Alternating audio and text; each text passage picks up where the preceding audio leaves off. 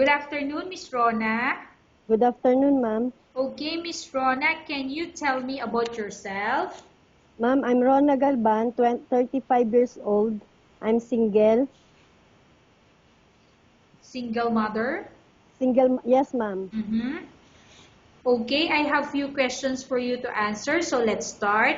Why do you want to work as a maid? I want to work in abroad because I want to help my children.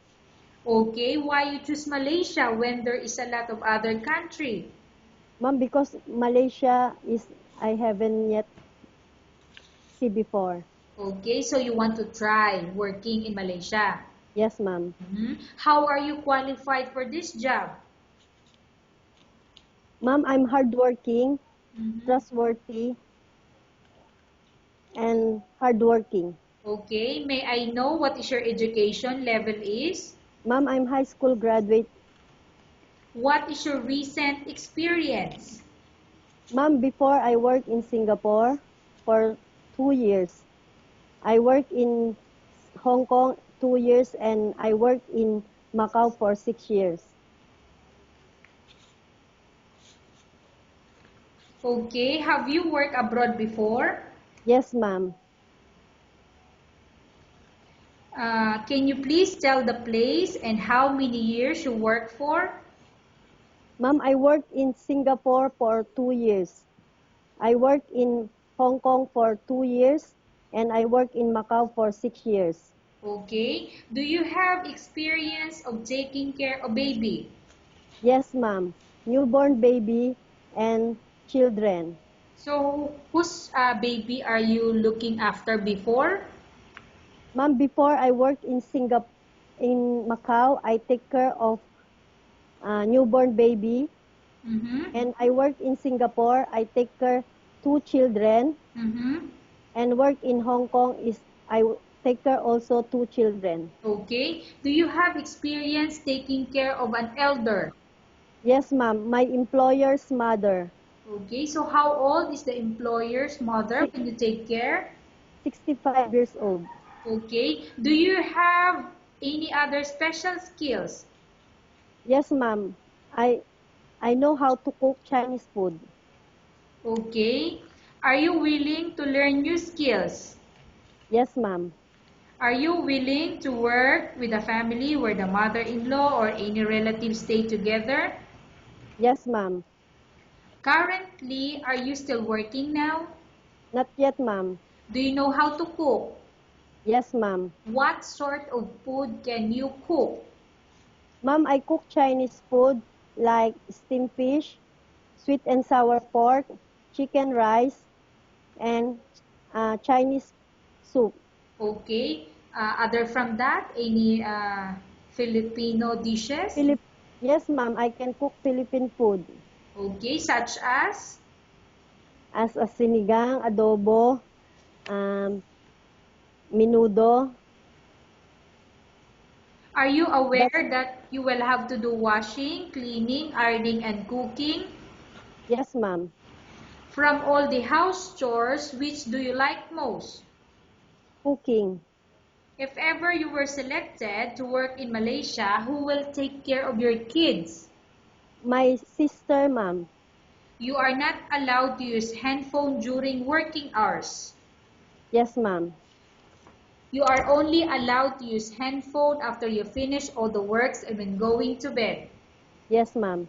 You are strictly needed to surrender the handphone to your employer in the morning, and your employer will return back to you once you're going to bed. Yes, ma'am. If ever your employer finds out that you're abusing of using your handphone and it's affected your work performance, your employer will confiscate your handphone and you're not allowed to hold it anymore. Instead, your employer will allow you to call to your family 3 times in a month. You're only allowed to bring normal phone and you're not allowed to bring smartphone. Are you agreed for the terms and condition? Okay, ma'am. Are you agreed to the rules and regulation for the handphone? I'm agree, ma'am. How many years is the contract as you agreed and understand? Ma'am, 2 years or more than 2 years. Can you describe for me your ethics or your attitude?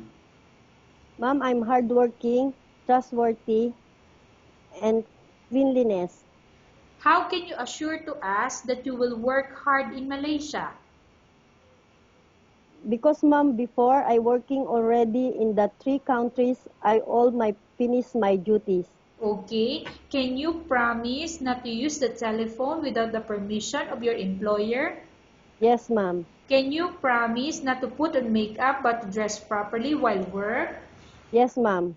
Can you promise not to invite friends or relatives without the consent of your employer? Yes, ma'am. Can you promise not to ask for advance salary from your employer under any circumstances? Yes, ma'am. Do you really understand of the rules and regulation of the agency? Yes, ma'am. No phone, no day off. Okay. Do you pay any placement fee for you to come to Malaysia to work as a maid? Ma'am, no. Do you have history of sickness, example breast cancer or any other illness? Don't have, ma'am. Do you suffer from any skin diseases, allergy or physical defect? Don't have, ma'am. Have you suffered from any serious illness? Don't have, ma'am. Have you undergone any operation? Don't have. Are you medically fit? Yes, ma'am.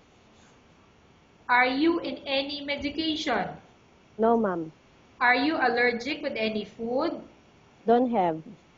Are you prepared to work for the employer of any race?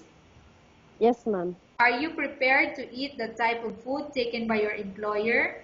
Yes, ma'am. Are you afraid of being left alone in the house? No, ma'am. Are you afraid of dogs or other pets? No, ma'am. Can you promise to work according to instruction from your employer? Yes, ma'am. Do you have any immediate family working in Malaysia? Don't have, ma'am. Okay, Miss Rona, we have finished our question section. Let's go to case study. I have a case study for you and I want you to answer me truthfully. Upon arrival in Malaysia within 6 months, if ever any of your family members pass away, what will you do? Will you continue to work till finish your contract or you will go back? No, ma'am. I continue my contract until finish. Tell us about yourself and why do you want to work in Malaysia as domestic helper? Ma'am, I'm Rona. I'm hardworking and trustworthy. I want to work in Malaysia because I want to help my family. Okay, Miss Rona, what do you want to tell to your employer who watching your video? Ma'am, sir, this is Rona. I want to work to your family. I'm trustworthy and hardworking. Okay, Miss Rona, thank you very much. We will Thank- update to your agency if there's any selection made by the employer. Okay, ma'am. Thank you, ma'am.